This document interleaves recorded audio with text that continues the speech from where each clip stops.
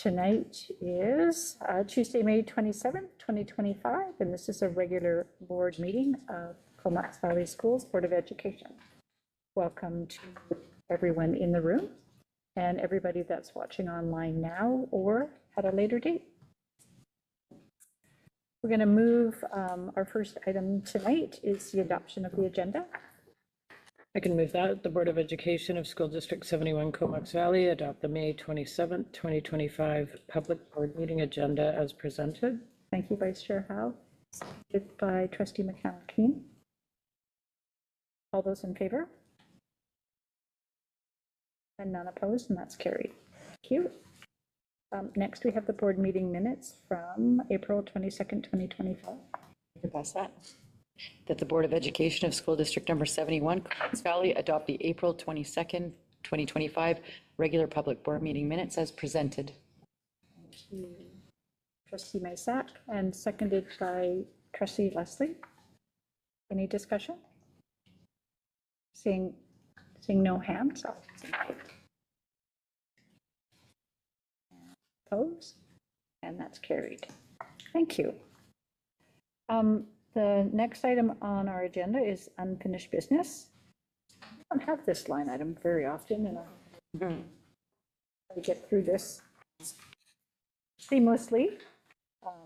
And it was regarding a presentation that we had at our April 22nd, 2025 regular board meeting from CP 439 and their request for support regarding public child care.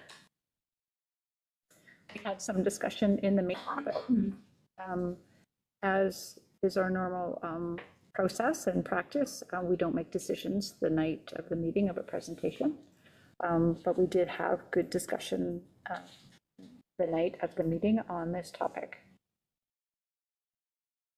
Just wondering if anybody would like to speak before we move to a motion that's in the package. Would we like to move the motion, have discussion? Absolutely. All right, I'd like to make the motion that the Board of Education for School District Number 71 Comox Valley directs the superintendent to prepare a report for the board to explore implications and alignment of partnering in the proposed pilot and report back to the board with recommendations. And seconded by Vice Chair Howe. Discussion. Yeah, I think in order to sort of talk it through or make any decisions at all, we definitely need a report. So I'm in favor of the report. I think it's a great idea, and I look forward to the outcomes. Trustee Caton? I'm in favor of the motion. I'm just wondering, do we have a proposed timeline, or are we going to, report back to the board? Or do we look at a proposed timeline when we'll be receiving the report, or will that be subject to further discussions and information? Good question. The Secretary Treasurer or Superintendent might want to respond. I think we worded the motion that way just so that we can come up with a plan around how long it might take to do such report and who will do it. So we left that out. Okay, thanks for the clarification. And I would add that in trying to look at some of the historical information in 2020, I believe our board, as mandated by the ministerial order, passed a policy on childcare, and so we do have the board has policy in this topic area, but that what we really need to know, there's just a lot of unknowns, but I did appreciate the work that was done in advance of the presentation to let us know, like the survey information that was provided was helpful to know. It answers probably at least several questions that we would have as we would walk down this path. See no further hands raised. All those in favor of the motion as presented? None opposed, and so that's carried.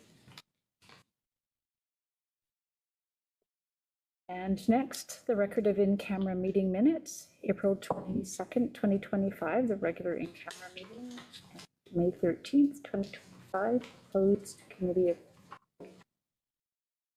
Then, in your agenda packages is the board chairperson written report.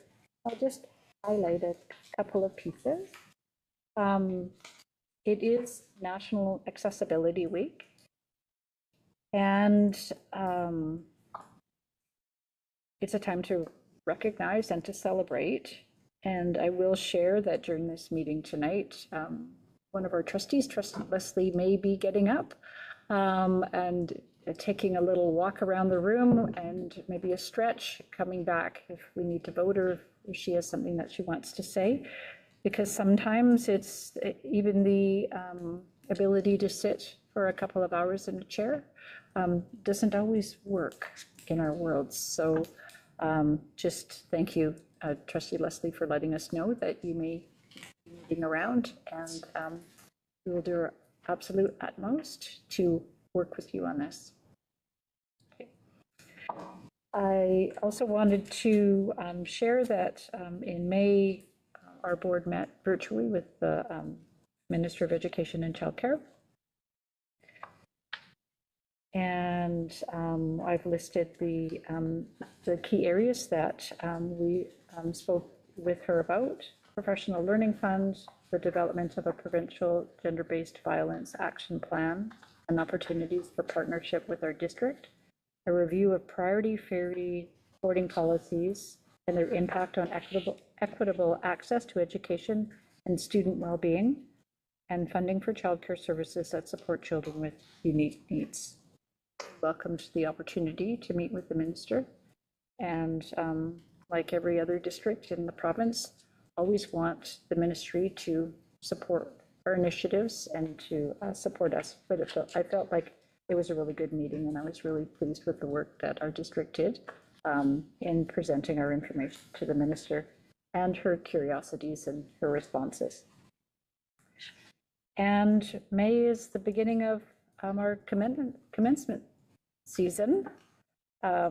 So fingers crossed this weekend for Saturday skies to be at worst cloudy and at best supportive of our first outdoor graduation of our season at Highland Secondary. And then just an acknowledgement that June is around the corner, and June is Pride Month. And this year the theme for Pride is Unbreakable Pride and Unshakable Power.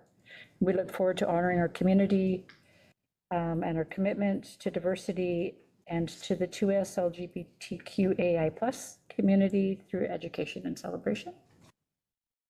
And to all of you that are listening, or for all of the work that you do, thank you for your interest and commitment to Comox Valley Schools.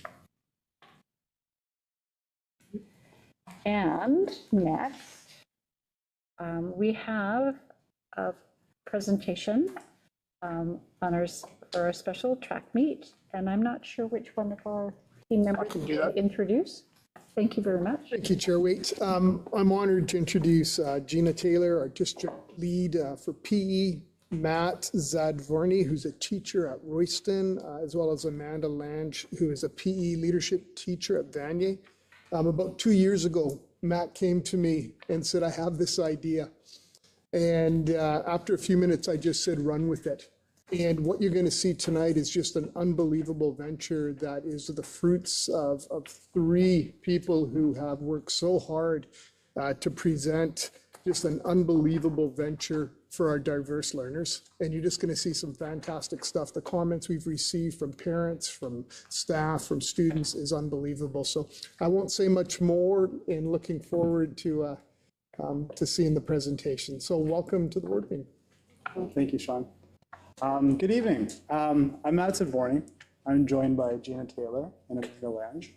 We're excited and so honored to be here tonight to share something very special. Something truly close to our hearts, and we believe has had a meaningful impact over the past 2 years on students across our school district. the SD71 special track meet. Inclusion, it does matter. The track meet was designed with students of all abilities in mind. 8 years ago, I moved with my very young family from the Lower Mainland to the Comox Valley. Prior to this, I taught in the Surrey School District for 10 years. I was always involved in athletics in Surrey and served in various capacities on the Surrey Elementary School Athletic Association, including president. Our association would send a couple of volunteers each year to Surrey's special track meet. I ended up being one of those volunteers for the last 6 years that I worked there. The impact that it had on me was so enormous. Fast forward to my time here. I was always bouncing the idea of a special track meet to colleagues, principals, VPs, and I even reached out to the people who ran the district the district track meet for Comox Valley. I wasn't getting much traction. So then I decided to reach out to the lady who started the special track meet in Surrey in 2006. Her name was Marg Geddes, and I went for a professional development day in October, and she was very gracious with her time. She sat with me for about 4 hours, and she just kept on hammering to me, going, Matt, do this. You need to do this. And I was like, okay, do this. I'll do this. I'm like, you're a principal. You've been a principal for over 20 years. I'm not understating classroom teachers or anything, but I'm like, I'm a small fish right now. But so what ended up happening is with that idea, I asked my principal at the time, who was Warren Colgrave. And I said, Warren, I need to get this idea off the ground. He's like, I know the guy you need to talk to. He's like, his name is Sean Lamro. I said, oh, who's he? He's like, he's the inclusive ed guy. And I'm like, oh, okay, tell me more. And he's like, well, he's actually coming here next week for a meeting with me next Tuesday afternoon. I know it's a Tuesday because it was on one of our staff meeting days. And he said, I'll introduce him to you right before our staff meeting. Perfect. So I walked over. I'm like, all right, they're still meeting. Our staff meeting's about to start. So I'll sit close to the door, across the hall, in the computer lab. I'm just kind of trying to look. I couldn't see anything though. Warren comes in, and I look at Warren. I'm like, is Sean waiting for me? And he's like, oh, I forgot. He's like, if you're fast, you might catch him in the parking lot. So I literally jumped out of my seat. I ran. Sean's pulling out. I'm waving my hands. I go, hi, Sean. You don't know me.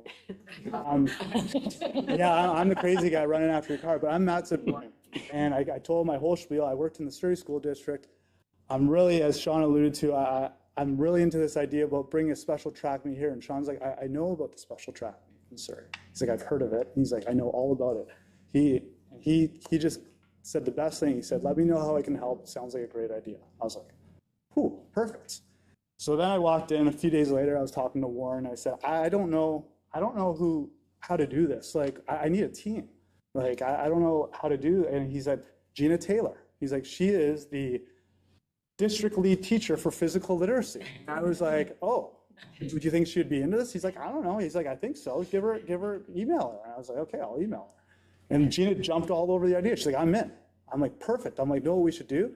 We should go to Surrey's special track meet and just go see what it looks like. So I emailed Sean. Sean was fully supportive. Sean's been fully supportive behind us the whole way through. And he said, yeah, go take the days that you need to, go there. And lo and behold, Gina said, I have another great team member here, and it's Amanda Lange. And her and I have been doing events, big events for the school district, some girls' days. And she's like, she'd be perfect. I'm like, perfect, bring her, let's do it. So first time I met her was in Surrey. We spent the day there. We came back with it. And yeah, the rest is history. And this is our organizational team. So Amanda, yep, high school PE leadership teacher.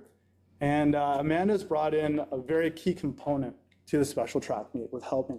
She's the leadership teacher, and her grade 12 students, 10 to 12, they help with the day. And they are such great helpers. They are so involved in it. They help us bring the barbecue. They help us take out all the equipment. They help us put everything away. It's such an important piece. They cry with us. They cry with us, yeah, absolutely. They Tell do. us we were gonna cry. Totally. Yes, you will. Yeah, so the logistics. So Marg Geddes, the principal from Surrey, she gave me a whole package. She's like, this is what it should look like. This is how ours looks like. You know, we're Surrey. We're a lot bigger, so yours is going to be smaller scale. So I was like, okay. So Gina and Amanda and I, we sat down. We met so many times in school, outside of school, texting, emailing. And there's a lot of logistics to go around with it, just venue and date, funding and sponsors.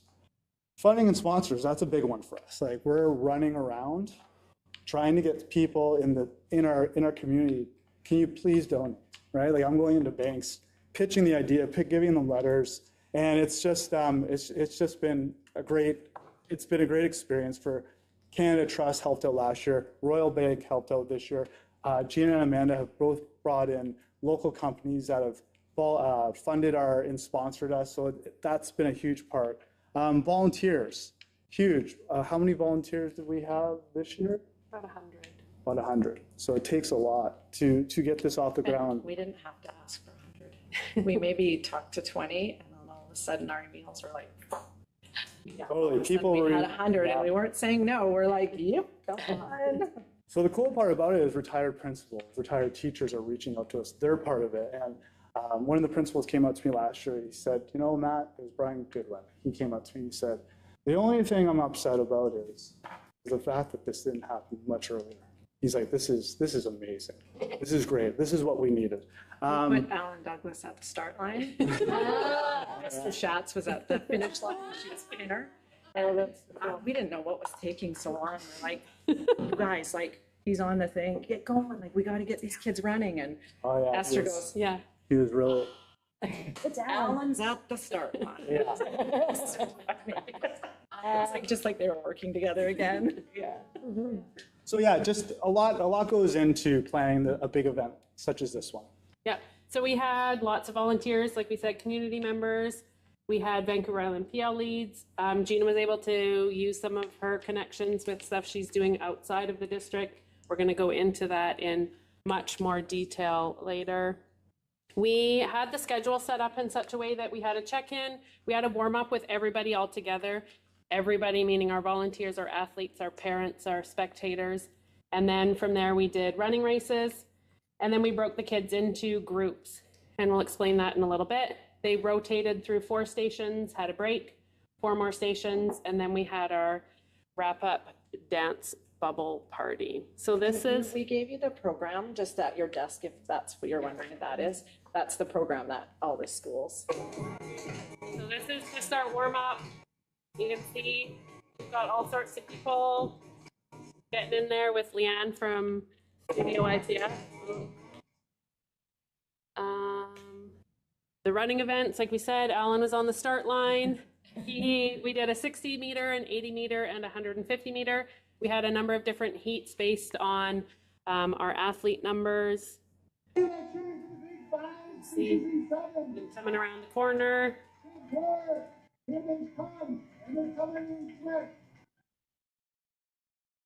The races and actually just watching the kids is, like Gina said, very powerful. I wore sunglasses this year purposefully so there would not be as many people watching me, crying at some of the girls that I have in grade 12 that came there like, we brought sunglasses this year.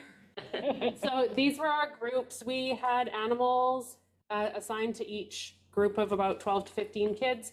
Schools were sorted into different groups to kind of keep the numbers even.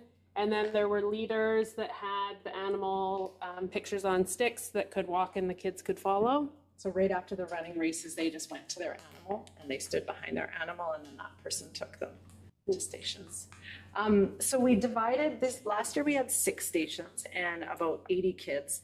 This year we had to do 8 stations because we had 120 kids. So the number grew quite a bit and I think that was part of because people kind of understood what it was, right? The EAs had been to it. You know, everybody kind of knew what it was expected or what was, and what kind of kids that they wanted to bring from their school. So, we put them into 8 stations. We had wheelchair races and Pacific Sport Nanaimo came and Robin Bull ran that, and I'll talk a bit more about that. We had obstacle courses, that's this one down here. We set up an obstacle course with up and over and under and certain things. So the kids, lots of kids love that one. Here's Larry Street, he's running and Richard Murphy, they ran our long jump pit. So the students got to try long jump. Soccer, we had nets and they did some dribbling and some shooting in nets. And then they had a big game with the big soccer balls. The kids absolutely loved that. It's like huge. It's pretty fun. This one is the water bottle, and we bought water bottles for each kid with some of the donations. Like we said, lots of donations came in, so we could get some great stuff. And then we bought stickers and had them on a table, and they got to fill their water bottle or build their water bottle with stickers. And then iSpark was with us.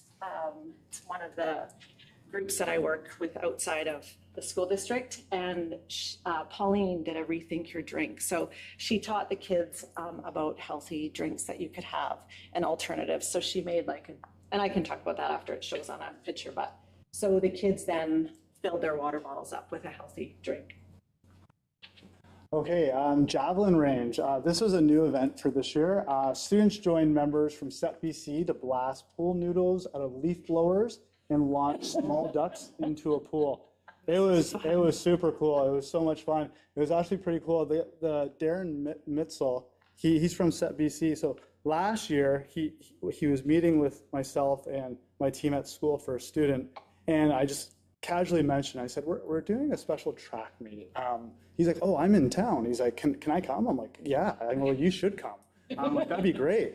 And so this year we invited him because he gave us these great ideas to do this. And we're like, you know what? Would you be able to do these events for us? And he's like, I would love to bring a whole team. So that was one of the more popular events because the kids just, you press the button, it goes, it blows off. It's so much fun. They had like a catapult set up and they put the little ducks in and they could choose how many ducks they wanted. And then they hit the it's easy button, the big red button, and they hit it and the ducks went flying into it. Yeah, the Station 7 was Boccia. I'm not saying that wrong. I know. I corrected Gina as well, and I think everyone corrects Gina. It's not bocce, it's boccia. So it's like an adapted game for bocce. Students join members from One Ability Games. Maybe you can talk about it Okay, after, yeah. To learn the game of boccia through a series of progressions.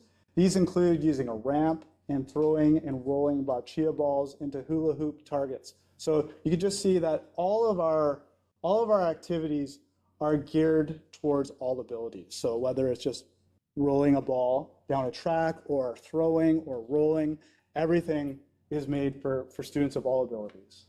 Yeah, and Delora came from Daryl Robbins and Company, and she came last year and brought a few people, and this year she brought 10 people from the office, and they brought us 110 beach volleyballs that you can see the kids playing with the beach balls, and then every kid got to go home with a ball and a pair of sunglasses at the end of the day. So they were great. So I just wanted to sort of introduce the different people that came to help us. Like I said before, iSpark joined us, and that's the Indigenous Sport, Physical Activity and Recreation Council. I work closely with iSpark and Sport for Life, so we've done this lots at presentations that I've helped them with. So I was quite familiar with this and thought this would be an amazing thing for the kids. So she made lemon ginger water and a berry tea. And then back here, she had strawberries and celery infused into water. And then all day, the kids could just come and fill their water bottle up. And then parents too, we had handouts and stuff that parents could learn different ways that they could be making drinks for their kids. So it's kind of a learning and fun. So, and it's delicious.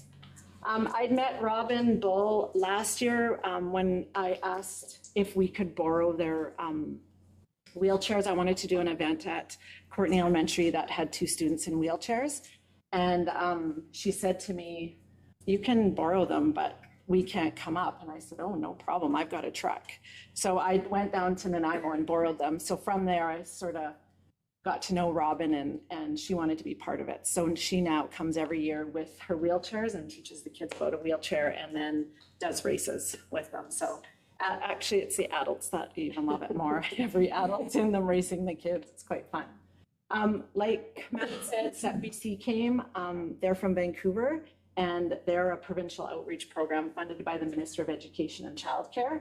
And they're in schools all over the mainland, I know that. So we were really lucky to have him and his team come over and stay the night and then join us.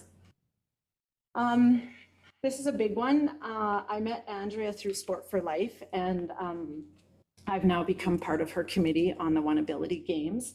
This is a games that we're wanting to bring to Vancouver, an inclusive games that is very big, a huge scale. She is wanting our district to pilot, and we are piloting how we get this in other districts. So how does what we do across BC happen? And then how these games then flow into One Ability Games in Vancouver. So it'll be at the Richmond Oval in next May is our big hope. That's where we're working for. I just got back from Montreal. She brought me with her on a trip to watch the Défi Sportif Alter Go. Does anybody know about this? So it is a massive inclusive games, and they have 1,200 kids a day, and it runs for 10 days. So it's massive. It is the most spectacular thing I've ever seen. For 4 days, I just stood there like, oh my Lord, how, and it's been going for 43 years. So Montreal's, like they've got this, the things that they're doing are like unbelievable. I learned a ton. So Andrea said, if I can help your district in any way. So she bought every school, and she wanted to come run boccia and two public kids boccia.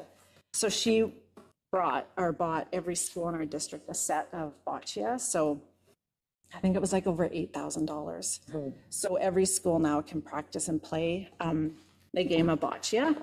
And she also bought the ramps that you saw for the kids to use. So she bought us 2 ramps, which are really expensive, but so that we can kind of go around the schools, they can transfer them.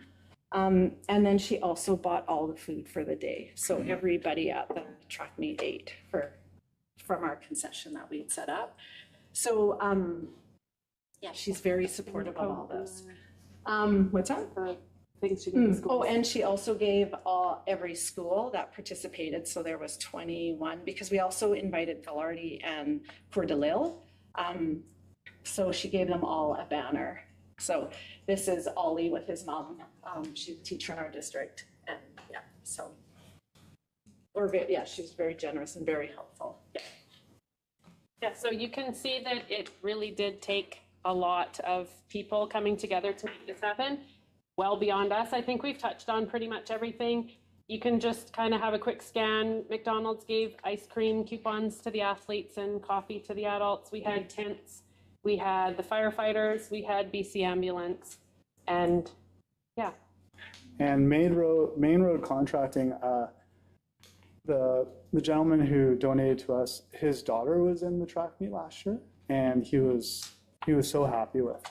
And he said, let me know how I can help. And Main Road and his wife, or his partner, Chris Ford, donated $250 as well.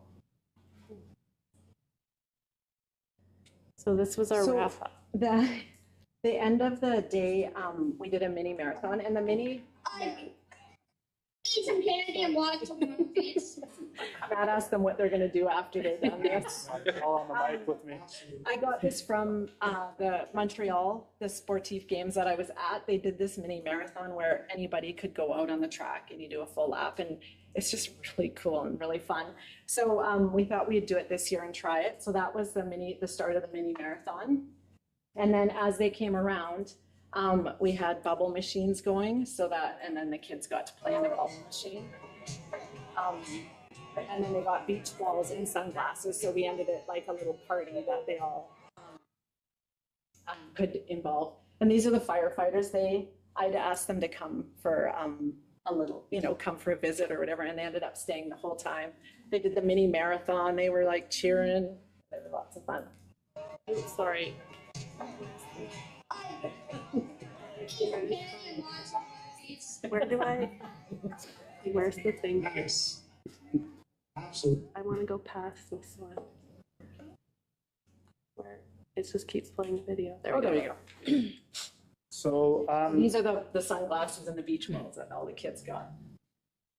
so having the experience in Surrey and then seeing what has happened here over the past few years and having such a great team to work with Amanda and Gina, the day was such an incredible experience. And the fact that it grew from 80-ish students to, I think, 125 this year was just incredible. And we were so happy, we were so proud. The biggest thing is all the smiles on kids' faces. You really notice it. And you notice all the smiles on EDA's faces, because sometimes that arrangement inside the school isn't always a positive one for the EA and the student. And just seeing everyone laugh and enjoy themselves, they're dancing all together. It was so awesome. And inclusivity goes beyond diversity. It's about making sure everyone feels valued, included, and empowered to contribute fully. By fostering inclusivity, we can create environments where everyone has opportunity to thrive. This is a crucial aspect of our work, and we feel we need to continue to strive to open doors for all these students. I just wanted to read, Andrea from One Ability Games is doing a lot of articles right now. So we just put one into the BCTF magazine, and she wants to do one through PAC. So she asked me if I could get a parent to give a quote, and it was Ollie's mom that I asked. I texted her and asked her. So she said, "These opportunities mean everything. To be surrounded by a community of people who understand and share in our everyday challenges and accept and value these children for exactly who they are is priceless." So I think that pretty much sums up the day. So There was a quote last year, which I'll always remember, and it was a family who the mother got a hold of me and she was in tears. And she said, "It was everything I could do just to get my son to show up." And on the way home, he said, "Mom, this was the best day of my life, better than Disneyland." So when you can make it a comparison like that and you see what's been offered, it's unbelievable. cool experience. Do you have any questions or? Well, I'll start by Gina, Matt, and Amanda. Thank you so much for presenting to us tonight. Matt, for getting the ball rolling with Gina and Amanda. And I think you probably just recruited a bunch more volunteers. Just say it. But I will open up the opportunity for trustees if they have any comments or questions.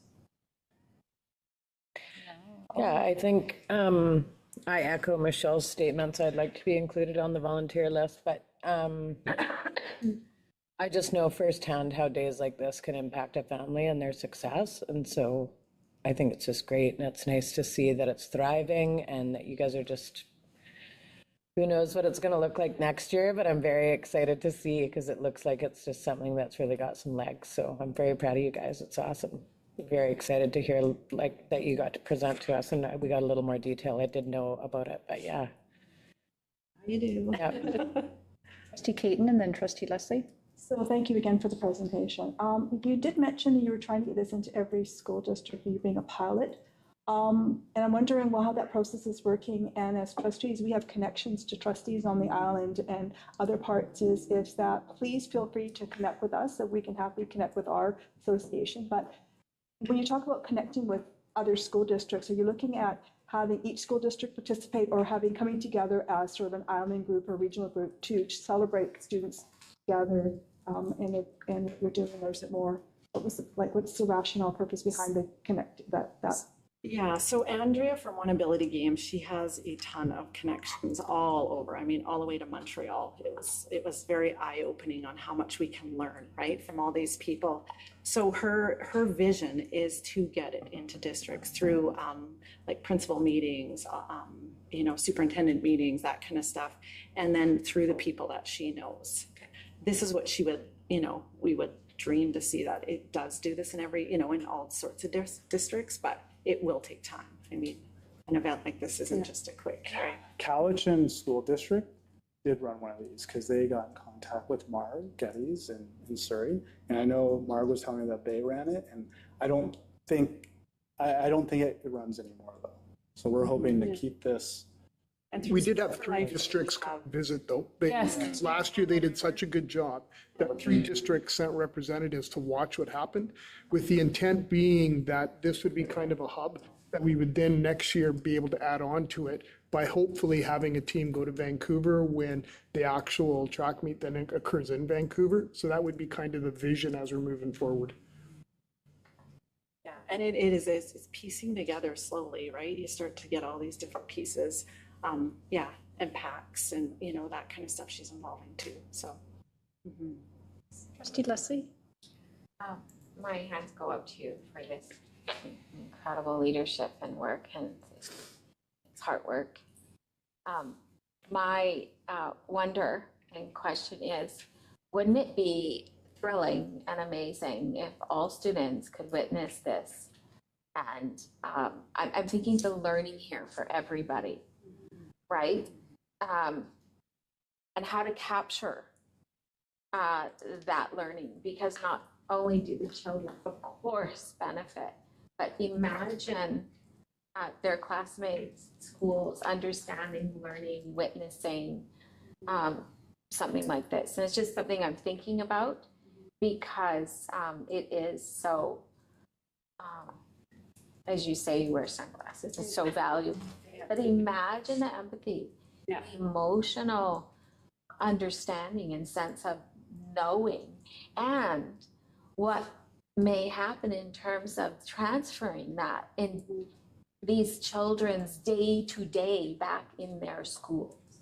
It was last year, some of the kids would come back to their school and then they'd go to their classes and join their other classmates, right, and get to tell them all about it. And they win a ribbon for each of their events they do. So they have like a whole chest full of ribbons. Anyway, so that the principals were saying, oh my gosh, it was priceless. Like they were all coming back and they had ice cream all over their face because in their package they got free ice cream from McDonald's, and they were telling everybody about it. But the next day I was working in the school doing phys ed with the teachers, and they all still had their ribbons on the next day. And they come in and they, you know, give me a big hug. They're like, look how many times I did this. And so then all their other classmates were asking too. So it was really like, what did they do, and you know, what were you doing with them? And yeah, it was actually really a cool experience to watch. Yeah. Trustee Masek? Yeah, I just wanted to say thank you, Matt, for continuing on, for continuing and listening to your inner voice that said this must happen. And thank you for joining. And thank you, Sean, for enabling this to happen. And I think that this is just such a beautiful event, and it really just is so inspirational to see how many of members of our community came together for this. And I'm hoping that next year you're going to have even more. And yeah, thank you all for all your time and everything that you did for those students. It's a real beautiful thing. So thank you very much. Trustee McCallum? Sorry, I just have a question. In terms of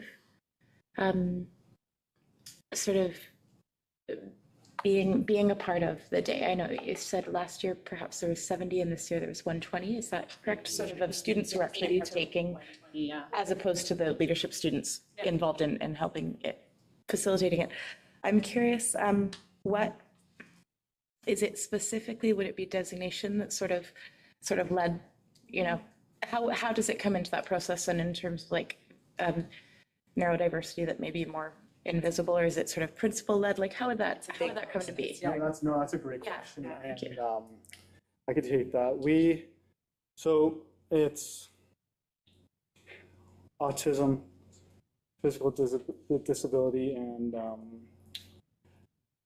MID, but we leave it to the schools, right? We contact the principals because some children don't have designations for whatever reason. There might be many reasons for that, but we leave it to the principal and the learning support team, and they say, you know what, I think this child would benefit. Like I know from my school particularly, there was a couple of students who came without a designation, right? And they had a great time, right? As long as, like, you know, everyone knows kind of what the day looks like now.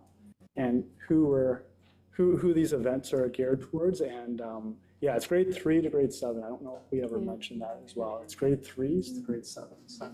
That's the age group that I hope I answered that, Chelsea. You absolutely did. No, that was wonderful. It is quite a process, right?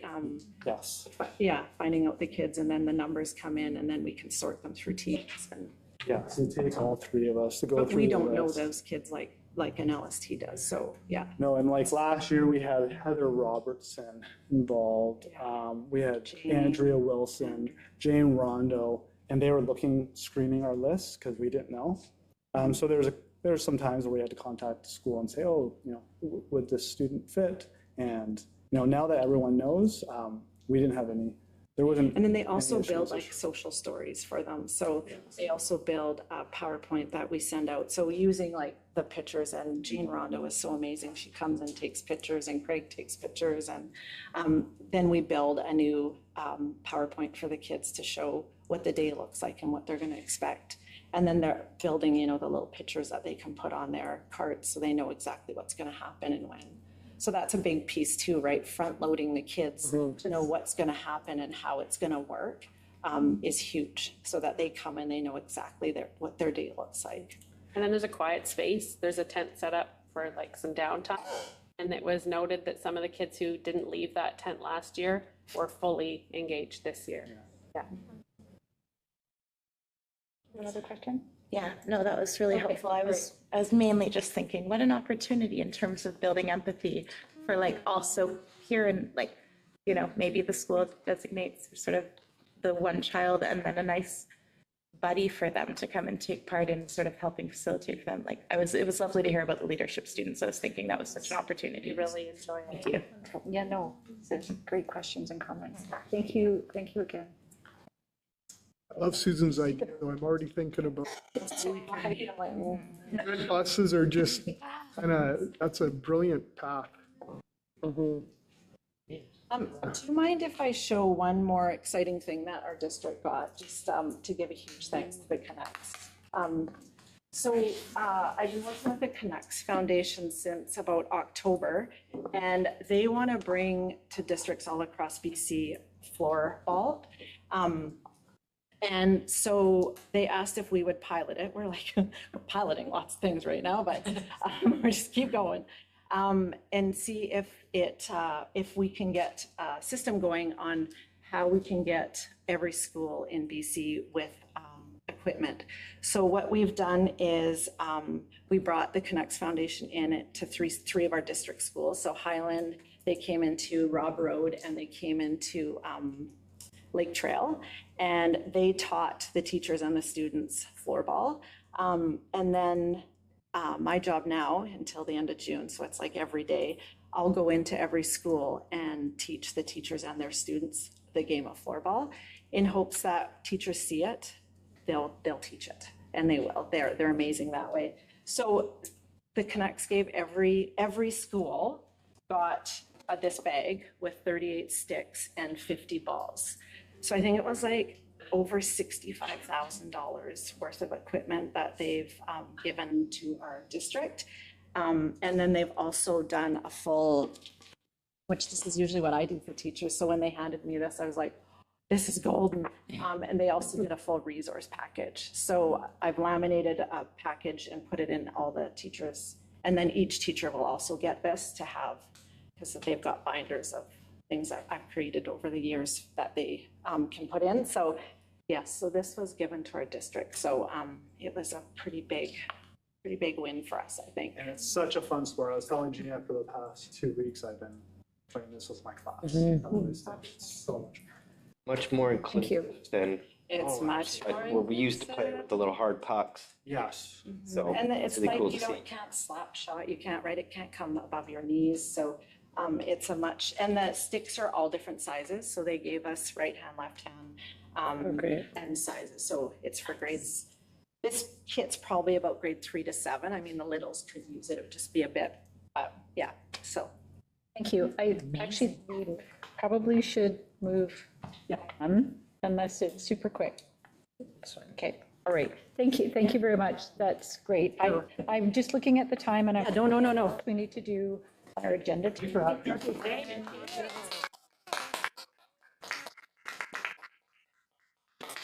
I had two people have questions. Really, it's not a question, it's just an ask.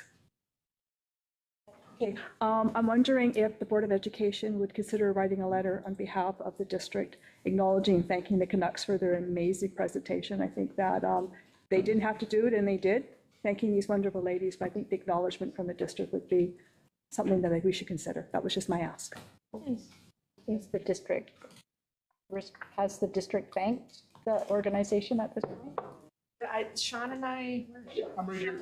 We already talked about having something come, because it's not just the Canucks. There are so many through SEP BC, like this is much bigger than, they're actually very humble in how they're presenting. When you look at all of the organizations that are part of this and how they want us to lead the province and work into so many things, there's probably quite a few organizations that could do with a letter thanking. And so we just haven't quite figured out what it might look like, but we will funnel it this way for sure. So, Thanks. Thanks for having us. Thank you. Thank you. All right, so now over to the superintendent Yeah, thank you. for your report. Thank you.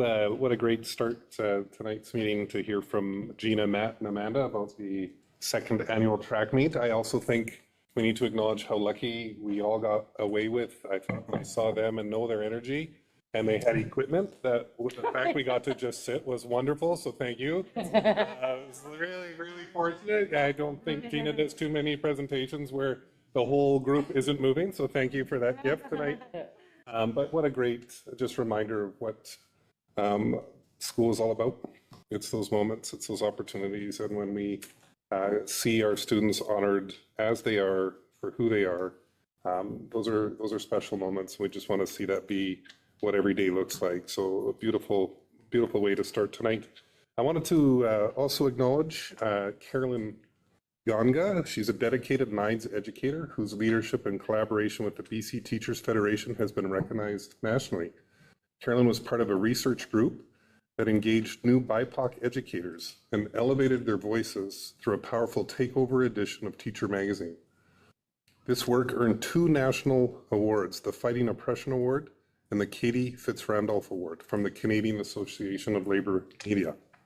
Carolyn's efforts are a powerful reminder of the impact of equity-focused storytelling and advocacy.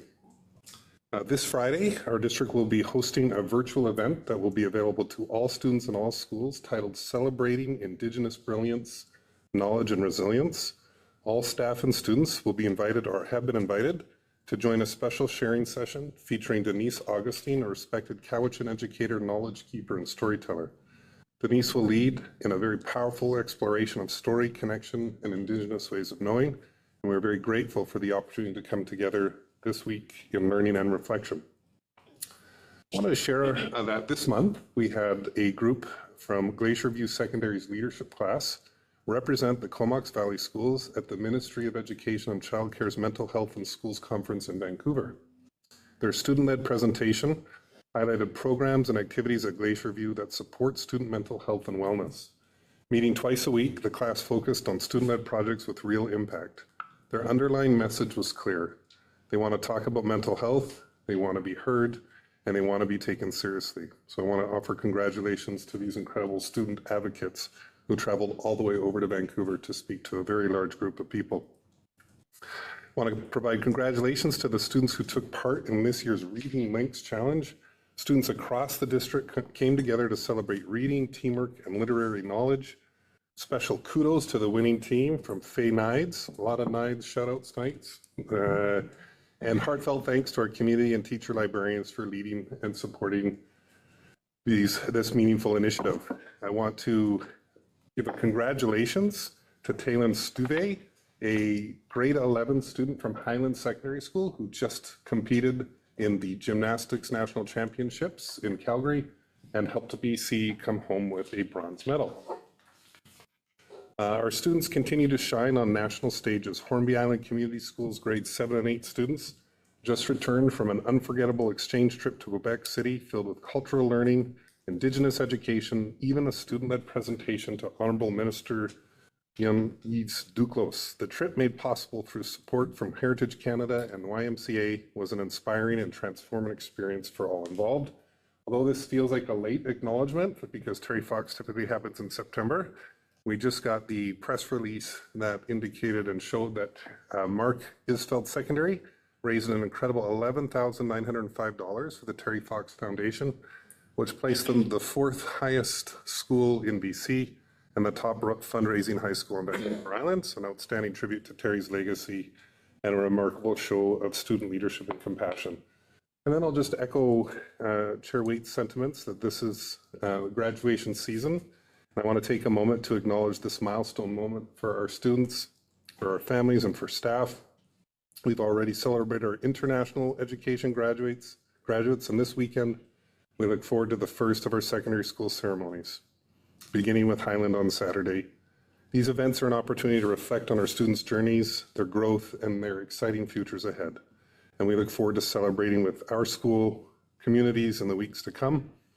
And overall, just these stories of leadership, inclusion, collaboration, and student voice are a testament to the strength of many of the things and heart that's happening in our school district. So a thank you to our staff, students, and community members for all that is done to make these moments possible.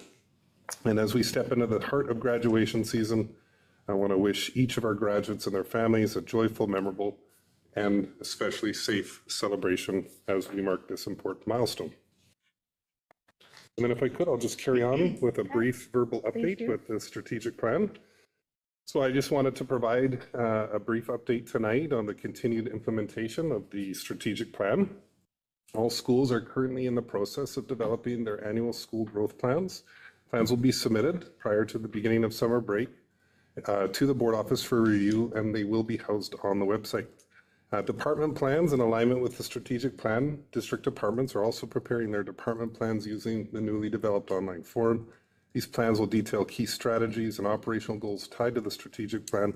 And once finalized, they will also be available on the public website. And that will be available and updated to reflect and monitor progress.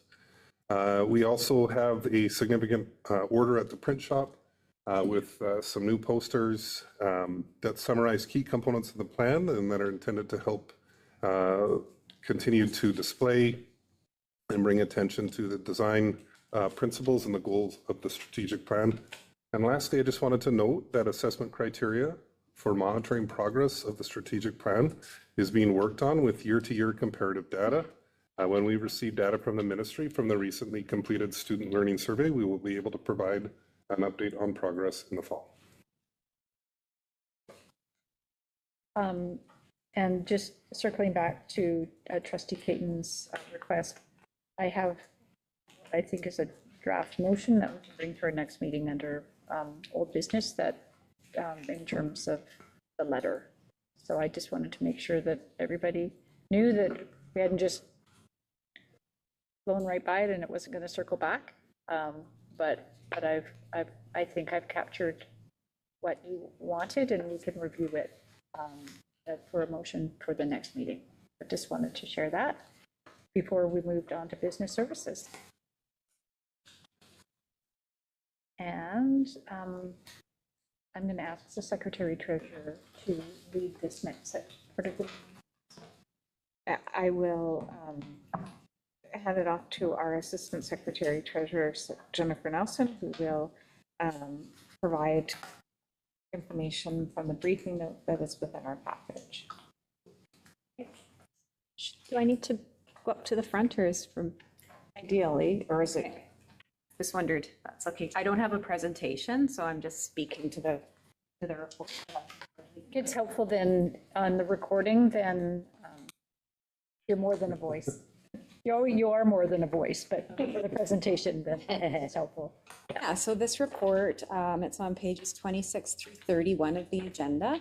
It's really a summary of the feedback we've received to date through the budget process. So we've had some meetings with our partners.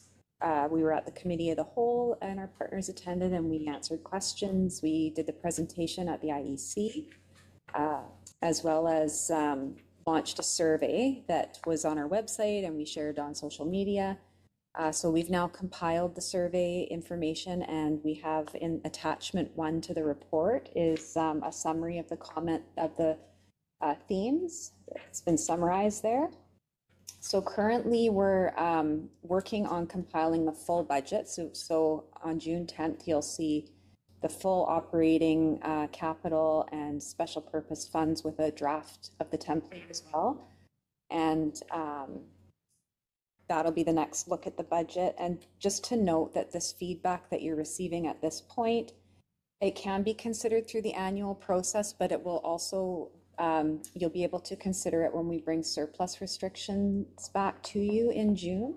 So we'll be doing a Q4 update to look at where our surplus will be, and then bringing some recommendations on how you might want to restrict that surplus for next year.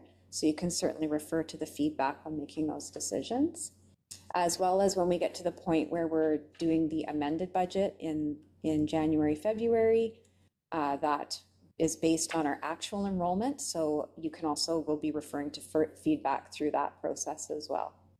So happy to answer any questions.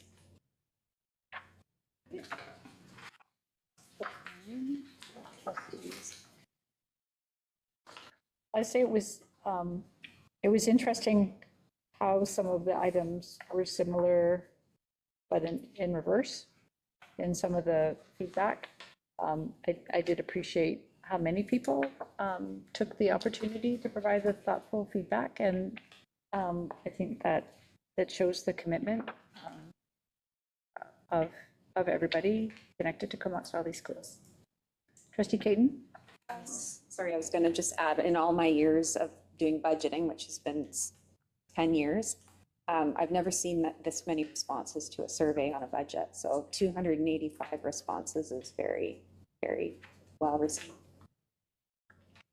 Trustee Caton? So first of all, thank you. And for all those who responded, thank you. I guess I have a question, or maybe I was concerned and I guess confused. Some of the adding to decreasing was contradictory. There was a number of parents were talking about the mental health and well-being of something. You look at the top priorities, you have mental health and well-being a priority. But on the next page, you have it as something to decrease.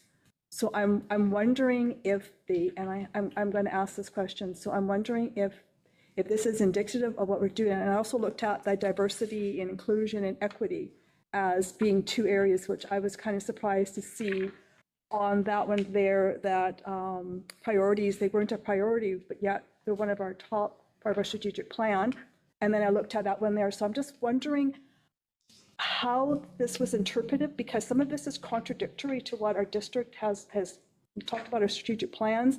And I'm wondering if it was maybe the question, I got asked, was questioning of the survey, or there was some misunderstanding on how that goes, because there's some contradictory here to what our strat plan is and our priorities. And I'm just wondering, how do we balance that out? Or is there something we need to look at to determine if this is actually reflective of what we're asking, or is there maybe some bit of misconstruction on the questions? Because it left me confused, a part of it, I have to be honest. I think what we see is actually the diversity of the respondents. So you have, for example, if we look at mental health, you have 138 respondents saying that that is a key priority of the 285. Of the 285, you also have 24 that say if there was an area to be reduced, that would be the area to reduce. So I actually think that it's reflective of the diverse population that we serve.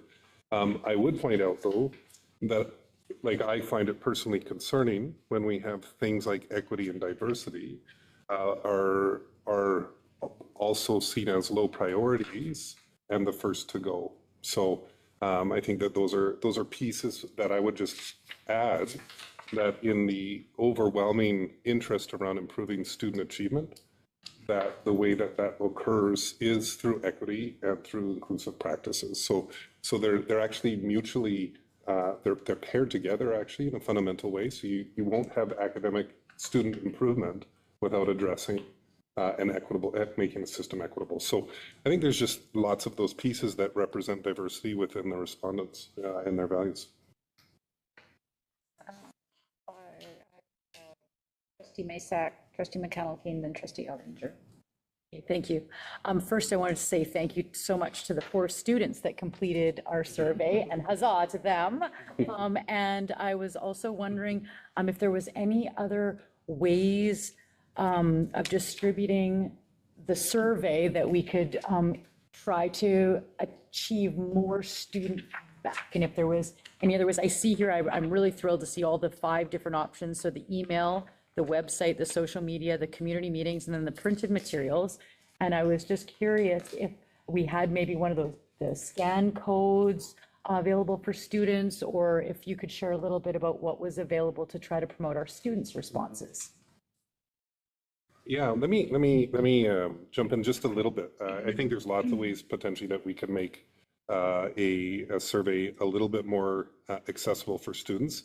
At the same time, I think it likely that that's probably not the sweet spot of student voice around budget. And I think I'll use an example. We've had 4 meetings with our district group. It's a diverse group of students who've come in together in this place. And we've heard consistently requests from them around things like, please attend to washrooms. We don't feel safe. They don't feel secure. They don't feel appropriate. So I think that what we're hoping to see is even through potentially how trustees look at the restricted surpluses, bringing in student voice through other avenues where they have had agency and clearly indicated some desire around increasing safety. And I think that there's a chance to respond to that. So I guess what I'm adding is that we are getting student voice that are connected to budget, but not necessarily directly through a budget survey. Yeah.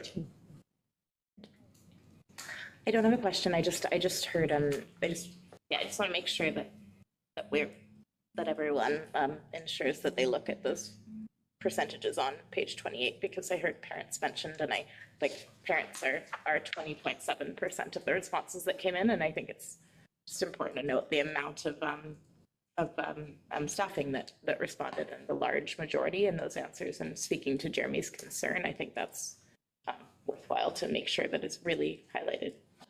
We hear things said that we know the differences in those numbers. Trustee Ellinger? Some of the points have already been made. Thank you. In relation to the student voice piece, where we did hear safety concerns and concerns around discrimination mentioned fairly frequently. And also, when I look at the 2 graphs, I share the concerns around the low-ish priority in relation to safety, equity, and diversity. And yet, when I see those same qualities or initiatives in the areas to reduce, although they're really high up on the, on the chart, they're actually relatively comparable numbers to being lower on the chart in terms of priority. So there's just that awkwardness and oddity about it. But yeah, I was happy to consider student voice from other angles as well.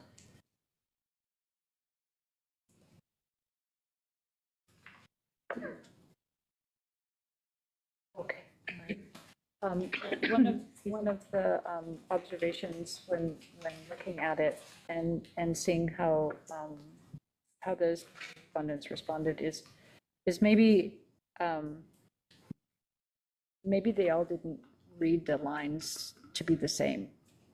And one of the one that I noted was the staff recruitment and retention, where it was really high on the priority, but it was also really high on reducing, and just curious if in future, if we were to provide definitions, that it may not change the result, but it may provide information to help the respondents know what that means, if it's not a term, or if they think they know what it means, but it might actually mean something different.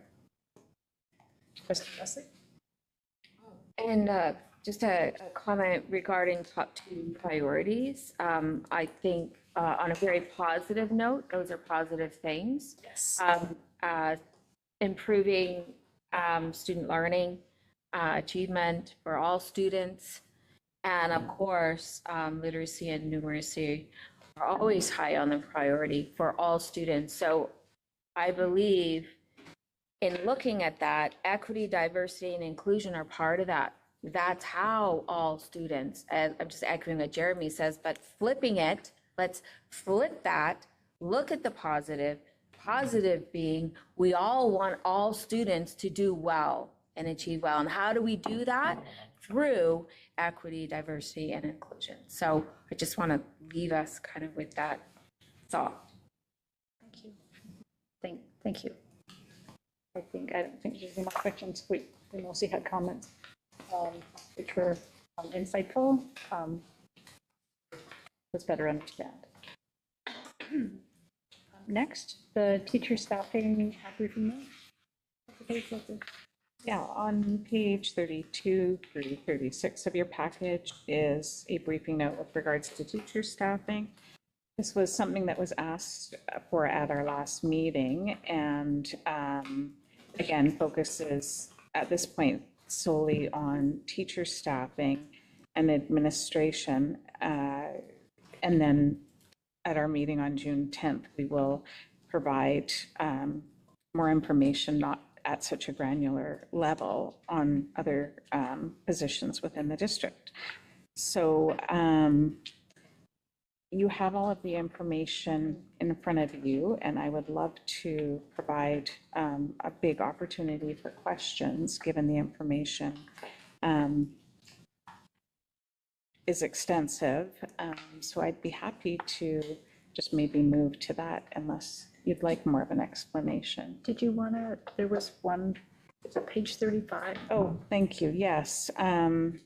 On page 35 of the agenda package, under middle secondary staffing, the second sentence says 8 schools get this allocation, and it's actually 4, so that was just a typo. Okay, so opening the, that was the only adjustment. The only thing I might add is I've provided an explanation around, you know, what our staffing is in terms of contractual, primarily with regard to class size and composition. But when we look at contractual staffing for some of these positions and others, I think it is worth noting that contractual can sometimes be also in the form of a grant that we can only spend a certain way. And maybe we could come up with terms that better reflect that, or some of our targeted dollars for Indigenous education that is for our Indigenous Education Council to make decisions on. And so I certainly wouldn't deem those sorts of positions as discretionary. And again, with regards to the word discretionary, I hope that within the briefing note, I've captured that these positions, while termed that, and again, maybe we can come up with a better term, but they're central to realizing the board's goals for learning, inclusion, and well-being, something that we just talked about. So just really wanted to emphasize that these positions that are targeted supplement our staffing ratios are really critical. Thanks, Carrie. Questions, curiosities? Go ahead, Apple. Yeah, thanks.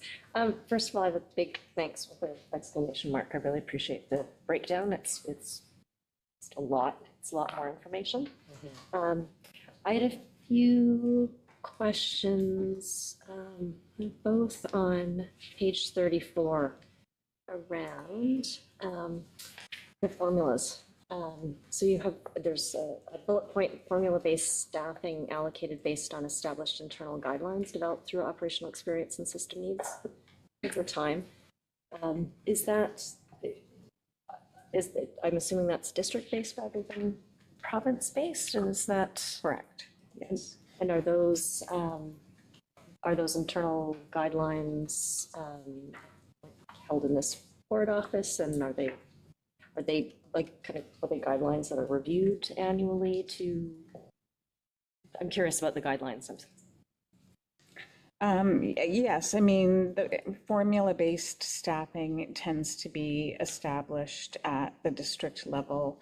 You would probably see some similarities in other districts, but also, taking a look at our educators and our leaders in education and their experience of what they know the system needs in our unique context for Comox, right? I mean, we're going to be different than Nanaimo and different than Campbell River. So it's the experience that we rely on in terms of developing those formulas.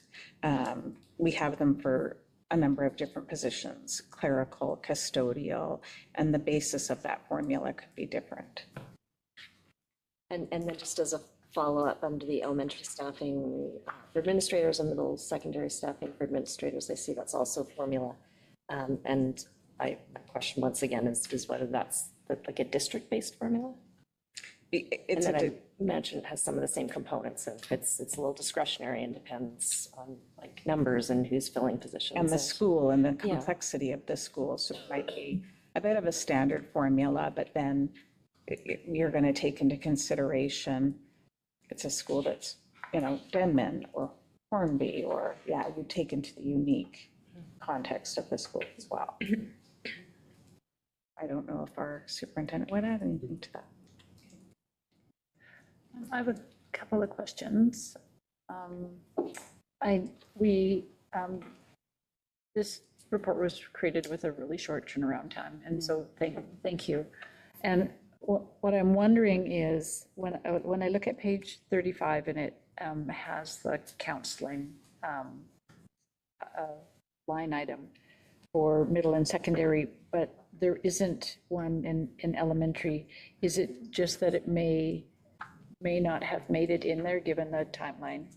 My understanding is that we had also, and that's not something that we got to, was a number of district-based teachers that provide those services. But I would also like to ask our associate superintendent if you would like to provide comment around that. But I'm having a hard time hearing the question. Okay, so in the agenda package on page 35, it references like counseling FTE for middle and secondary, but on page 34 under elementary staffing, there is no individual line item for counseling.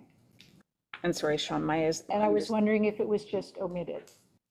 No, counseling at secondary is actually part of their formula, same as LST, so it's embedded in their staffing. Where elementary, it's embedded in inclusive ed. So it's the total amount, I think, for counseling is like 27 FTE. It's just done differently. Okay, thank you. That's super helpful. And then my other question, and it's a bigger picture question, is the reason that we still talk about the Supreme Court of Canada ruling that was almost 10 years ago,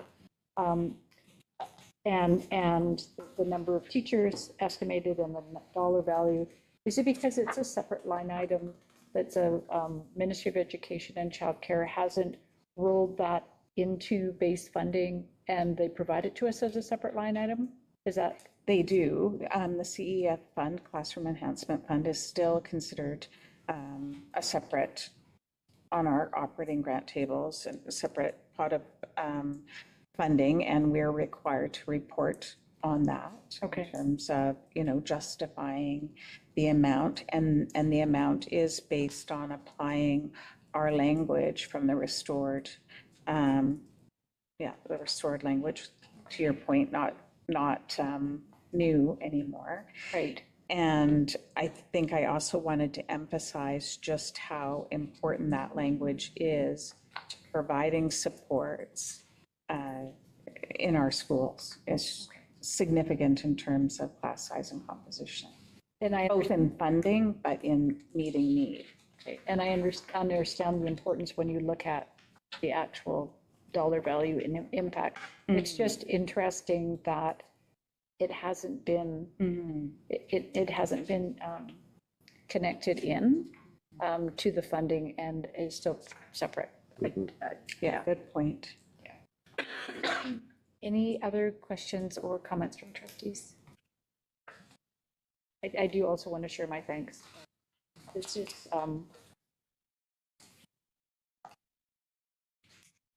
this is a huge amount of information, and I know is the tip of the iceberg, but I really appreciate, again, the speed that this was able to be pulled together based on that ask that was just 2 weeks ago.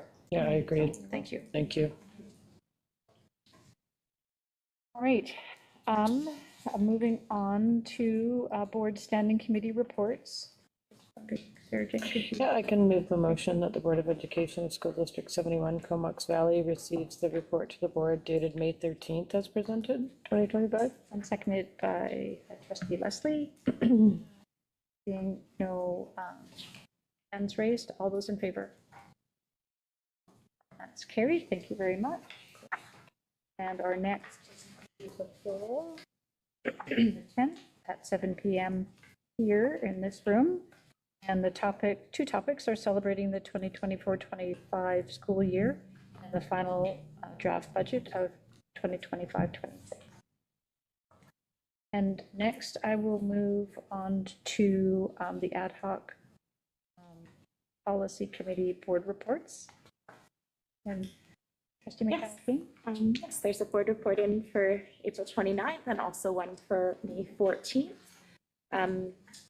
From those, we also have motions before the board this evening for both the foundational statements policy 1 and for our trustee code of conduct policy 4, which we were grateful to have a lot of information come back, questions from trustees and some input from our partner groups. So thank you for that. One input that was, one suggestion that was helpful, which I think trustee Leslie sort of brought for us, but had some thoughts, is the last minute we have another foundational statements copy just before you, as we had to adjust a word highlighted at the top of our second page in our commitment to reconciliation and Indigenous worldviews, is that we have replaced integrate with center Indigenous perspectives and knowledge throughout our practices by. So that is a friendly amendment we appreciate you receiving this evening. You'll also see just that the only shift I think you'd see from the last copy is that the formatting, we've been grateful that that Candace has done a wonderful job of sort of formatting so that you'll see sort of our categories and our work to be done for next review is now sort of at the end of hopefully each policy, starting with these as we hope to move forward with them tonight. So there are motions before the board, and that's all from me. I can kick it off, sure. I will motion that the Board of Education of School District Number 71 Comox Valley adopt revised. Go back up one. No, receives the two. Oh, receive the two board reports. My apologies. We have 3 motions before us tonight. Thank you. That we receive the 2 board reports to the board dated April 29th, 2025 and dated May 14th, 2025 as presented. And seconded by Vice Chair Howe. Any discussion on the committee reports? Seeing none, all those in favor? And that's carried. And then moving on to the revised policy 1 and policy 4. Trustee McCallum, would you like to carry on? I will motion that the Board of Education of School District Number 71 Comox Valley adopt revised policy 1 foundational statements as presented. And seconded by Leslie. Any discussion on policy 1? I guess I would just say that it feels like it's a true reflection of the direction of our district and our board. Yeah. All those in favor? That's carried unanimously. And the final motion? And also that the Board of Education of School District Number 71 Comox Valley adopt revised policy 4, our trustee code of conduct as presented. Seconded by Vice Chair Howe. Again, I'll say this is a shift in the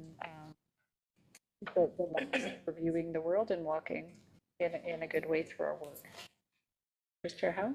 Yeah, and I wasn't on the committee, so I just want to thank you guys for all the work that you did, because I've been following it along pretty close, and I just appreciate all the effort and heart and thought that went into it. So thank you so much. You know, for their hands. All those in favor? And that's carried. Thank you very much. And the next meeting of the Ad hoc Policy Committee is June the 12th. Moving on to board business. Trustee Leslie, is there anything you'd like to share regarding the IEC? The IEC met and we're on the land for their capacity building at Brooklyn, at the Brooklyn Creek area. And then they had a fabulous luncheon.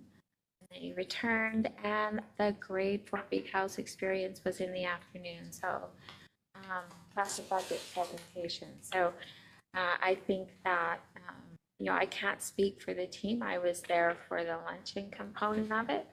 And, but for the council, I hope that it was a wonderful way, being on the land and in the big house and great food all in one day. Awesome. When I was in the big house and then I was part of the finance meeting, it was wonderful. It was a wonderful carry-on of the day. On the next meeting is June 10th. Great, Tuesday, June 10th for the.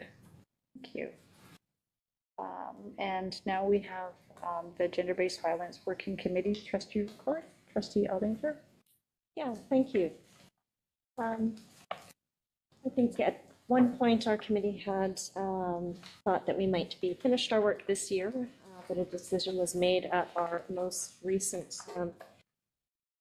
meeting on May 14th that there was voluminous materials to be reviewed and that it would be a shame to have done the amount of work that we have done only to speed it up at the end. So we made the collective decision to continue our work into the fall with an expectation of delivering a fuller final report to the board in the fall prior to the end of 2025. We also made the decision to provide a little more information by way of a preliminary report at this time that sets out some preliminary themes and findings that I've listed in the report. The report itself sets out a bunch of background information, the same list of committee work to date that are expanded, list of the work that we've done to date, but I've reviewed that in previous meetings. So I'll just focus a little bit of attention on the preliminary themes and findings. And although it's not in the report, I will start with just the statement that there is no quick fix to a systemic problem like this. And as we have included in some of the advocacy that we've done on this issue at the provincial level, it's work that has to be addressed in a multifaceted, intentional, and ongoing way. So one of the barriers or challenges that the committee is finding is that we don't have a common language or a term that is embraced wholeheartedly. We're finding the term gender-based violence is one that not everyone fully understands at first blush, and it's also quite generic and at times institutional and maybe not reflective of kind of the scope and depth of the experience. So that said, struggling with whether to try and bring in different language or keep that one. We're finding perhaps this comes as ought not to come as a surprise to anyone in this room working with children and youth, that the climate in which they are growing up is increasingly complex in terms of the social and sexual components of it, and that as a result, one of the themes is we need more education at all levels, and particularly in the grades 4 to 7 range, being noted as key development years, although students at all levels expressed a desire to have more learning, and the secondary students particularly more nuanced and opportunities for conversation in addition to simply being presented to, and opportunities to be able to ask questions and engage in that type of conversation. A frequent theme was that gender-based violence starts with the attitude and culture of boys will be boys at a very young age, and that by high school, these behaviors become normalized and become less talked about and less identified and labeled. I've pointed out that this feedback is consistent with the findings of a 2017 study conducted by Harvard University's Graduate School of Education called The Talk: How Adults Can Promote Young People's Healthy Relationships and Prevent Misogyny and Sexual Harassment, as it too included among its key findings that misogyny and sexual harassment become so pervasive among young people that they just become desensitized to it, and that it can fly under the radar of many adults in the room, and that adults often don't know how to deal with it because it is so normalized. We found that the community subject matter experts generally spoke more openly and expressed greater familiarity with some of the complexities and nuances that our children are struggling with. We found that the baseline sexual health education curriculum materials that were prepared by an externally hired sexual health educator in the 2018-2019 school year haven't been comprehensively updated for district-wide use. There has been some piecemeal, or I'm sure there's lots of piecemeal revisions, but nothing that's happened at a district-wide level. And so that would be helpful at this stage.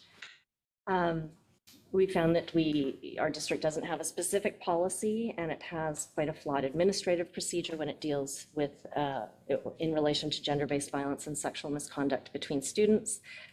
And that many students expressed a general understanding that they can report to a trusted adult, but they don't generally have a sense of what's supposed to happen after that, and they often feel that little or nothing is done in relation to a consequence for the behavior, and that this in turn discourages reporting. And parents and some staff expressed similar lack of knowledge about the expected process, and community organizations specifically referenced youth expressing reluctance to report to schools due to a perception that their reports will automatically be sent to RCMP. So the final piece of this report is that the committee does have a recommendation in relation to a budget request for this budget cycle that I will mention right now, and hope that can be part of a future conversation about budget. But that is to establish and fund a continuing position to coordinate and oversee the continuation of development of consent culture across our district, including but not limited to Consent Awareness Week, sexual health education, and other initiatives to address gender-based violence, including cyber-based violence, and that would include developing and updating curriculum, lesson plans, and other resources. It would include liaising with others in the district who are developing curriculum about cyber safety and digital integrity and responsibility. It would include encouraging and coordinating district-wide collaboration, providing professional learning, capacity building, mentorship, and other supports to educators, and where necessary, teaching or team teaching sexual health education, and engaging external subject matter experts, presenters, as well as funding release time for educators who are interested in capacity building for such purposes. I do have a curiosity. I'm wondering, because I know this committee meets, as you said, monthly. The meetings are lengthy. In terms of the terms of reference for the committee, and reading all of the work that the committee's done, and some of the hopes of somebody doing the work, it would be really helpful to have the terms of reference broken down, and then be able to share from a committee's summary perspective, which of the areas were touched on. Some are really obvious, and which ones are how far you are on some of those pieces. For example, reviewing other districts or other pieces. I think there's so much that it would be and I know the committee has met with so many community-based subject matter experts and district experts, just looking at the terms of reference, and just maybe when the committee meets again, or through the data that you have, just being able to touch on, connecting the work to the points that the board supported in creating the terms of reference. Yeah, and if I can respond briefly to that. Yes, so we have, so this particular report was written more in relation to the budget request, the work that's been done to, in recognition that more work will need to be done that is beyond kind of the scope of what the committee can do. In relation, returning back to the terms of reference, so we have reviewed policies, we've reviewed all of our board policies and all of our district's administrative procedures. We have looked at a few districts that have gender-based violence or comparable policies and have a rough draft of something that we will present to the board. We haven't taken it to the next level of drafting or revising administrative procedures, but that will be a next step. We have gathered through the conversations with district personnel as well as community organizations a list of resources. And part of the generation of that list was what prompted the budget request, because there was quite a lengthy discussion around, well, how do we bring this to life? We have all of these resources, but just providing a 6 or 8-page memo of this list is not going to be of great assistance. Or it would be of assistance, but it really would require a number of champions to bring it to life. And we are also in the course of creating at least a preliminary best practices as well. Yeah. And then your next committee meeting?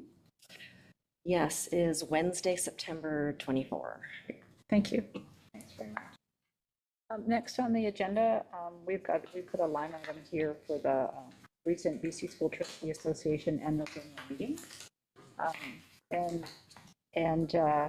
I guess I'll start off by maybe similar to how the AGM started off in terms of the motions.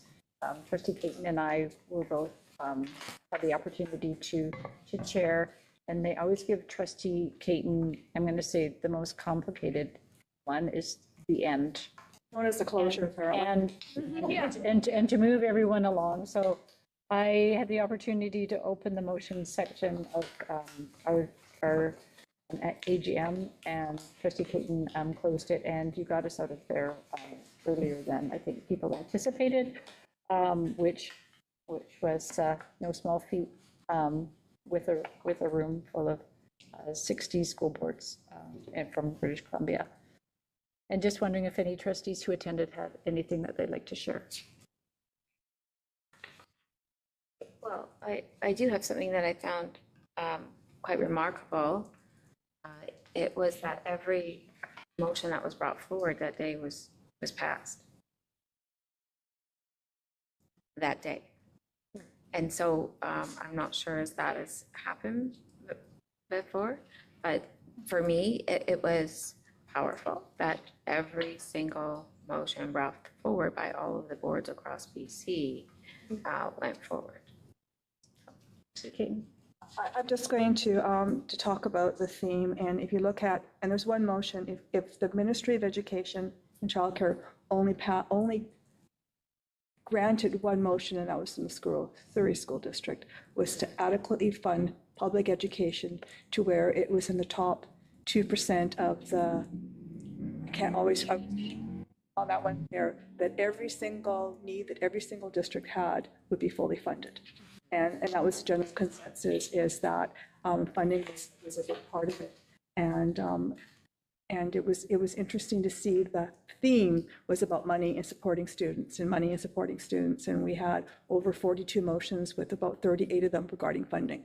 And looking at that one motion and looking at how the Ministry of Education and Childcare has consistently lacked funding, they talk about, this is the most funding we've ever given you, that's fine, but the inflation rate is there and the funding is here. And I'm looking at the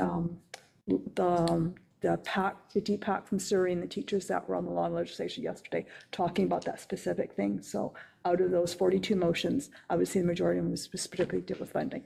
And that's a consistent theme within our association is the funding model is not working. Right. I have trustee McConnell-Kane and then trustee Leslie. I was just going to say that I thought one of the most valuable pieces that I heard sort of musing, we've attended BCSTA when we all attend sort of different sessions and come back and share the learning. This was one where they had a lot more overlap than in past, but it was interesting to be in the session where we, I'm not going to remember the actual district itself right now, but where they spoke around their consultation process around their long-range facilities planning.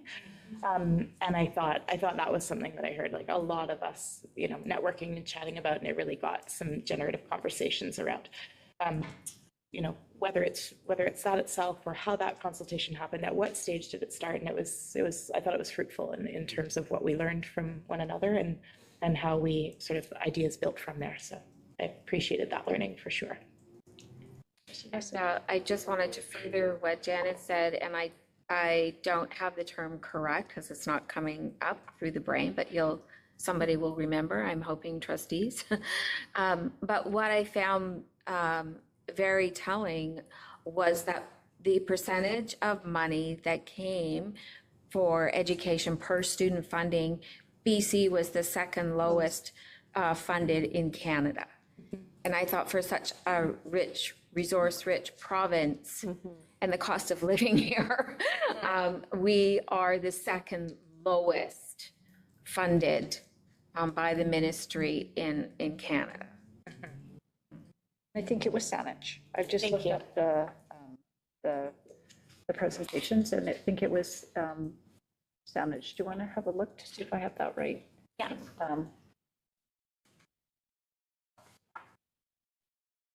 Yes. Okay. Thank you, Saanich. Okay. All right. There's no, and read the motion that that our board submitted also passed. And then under board correspondence, before queuing up for public question period to the board, is that the final item in the agenda package is the letter that we provided to the Minister of Education after our online or virtual meeting with the minister, with more detail on the request regarding a potential action plan to address gender-based violence in K-12. And that's documentation that's included in our agenda package. And item number 12 is public question here to the board, and I'm going to look to the online system. Sean, thank you. To see if it looks like, not at this point. Okay, thank you.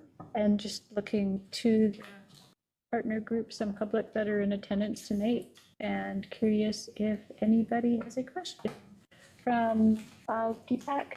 Go ahead, Jennifer. Here's a question. We'd like to add at DPAC that washroom safety is a frequent topic at middle and secondary school CAC meetings. And how would we best find out how the budget will contribute to changes made regarding washroom safety and take that to our school, so we can take that to our school communities? Are you asking if there's anything in the current budget? I think that there's not something currently in the budget. I think the hope is that when we look at some of those priority areas that are, and I'm going to just say washrooms are an example of a particularly well-suited initiative that doesn't necessarily have to become part of operating. So with one-time surplus funds that could be invested into improving washrooms, that might be an ideal way to look at how we can address some of those issues. Any other questions? I never seem to quite get the timing right, but looks like we finished. not running right up to the clock. So looking for a motion to adjourn. Sure. Vice Chair Howe? That the Board of Education of School District 71 Comox Valley adjourn this meeting.